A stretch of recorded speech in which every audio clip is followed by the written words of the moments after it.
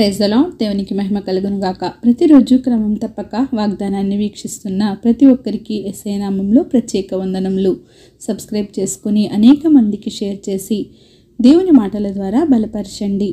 ఈ దినమునకై ఏర్పాటు చేయబడిన దేవుని వాగ్దానము. కీర్తనల గ్రంథము 56వ అధ్యాయము 9వ వచనము. నేను మొర్రపెట్టు దినమున నా శత్రువులు వెనుకకు తిరుగుదురు. దేవుడు నా పక్షంననున్నాడని నాకు తెలియును. When I cry unto thee, then shall mine enemies turn back. This I know, for God is for me. నేను మొర్రపెట్టు దినమున నా శత్రువులు వెనుకకు తిరుగుదురు. ఎంతటి విశ్వాసంతో కూడిన మాట ఇది. నిజమే, కొంతమంది అనుకోవచ్చు, ఎంత మొర్రపెట్టినా, ఎంత కాలంగా ఉండి ప్రార్థించినా నా సమస్యలకు పరిష్కారం లేదు, నా ప్రార్థనను, నా మొర్రను సమాధానం దొరకటం లేదు అని అనుకోవచ్చు. విశ్వాసంతో ప్రార్థన చెయ్యి, తప్పక దేవుడు నీ మొర్రను ఆలకిస్తాడు. నేను మొర్రపెట్టు దినమున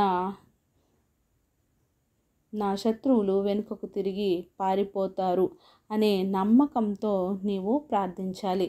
అంతటి గట్టి విశ్వాసంతో నీ నమ్మికతో ప్రార్థించాలి. దేవునికి మొర్రపెట్టాలి.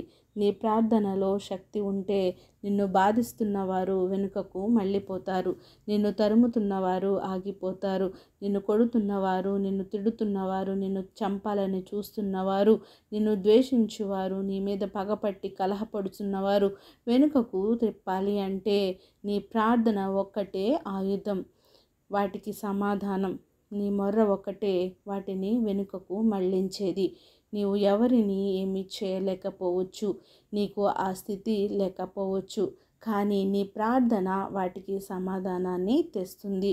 నీ మీద ఉన్న ప్రతి ఒక్క అననుకూల పరిస్థితిని నీకు అనువుగా మార్చుతుంది. ప్రార్థనలోనే సమస్తము దాగి ఉంది. ప్రార్థనతోనే సమస్తమును సాధించగలము. కనుక ఇక నుండి అయినా దేవునికి మొర్రపెట్టు. ఖచ్చితంగా నీ మీద ఏలిక చేస్తున్న ప్రతిదీ వెనుకకు మరలిపోగలదు. దేవుడే నీ పక్షమున ఉండి సమస్తాన్ని జరిగించగలడు. నీ సమస్యలన్నీ నిన్ను వదిలిన రోజున దేవుడే నీ పక్షమున ఉండి నీకు మేలు కలిగిస్తాడని నీవు నమ్మాలి. అట్టి విశ్వాసంతో నీవు ముందుకు సాగిపోవాలి. ఆమేన్. చిన్ని ప్రార్థన. మమ్మల్ని అతిమిక్కిలిగా ప్రేమించిన మా ప్రియ పరలోకపు తండ్రి, మీరు ఇచ్చిన వాగ్దానం నాకై వందనాలు దేవా. ఎవరైతే ఉదయకాల సమయంలో తండ్రి ఈ వాగ్దానాన్ని విని ఉన్నారో తండ్రి, మాతో సూటిగా మాట్లాడిన దేవానికి వందనాలు తండ్రి.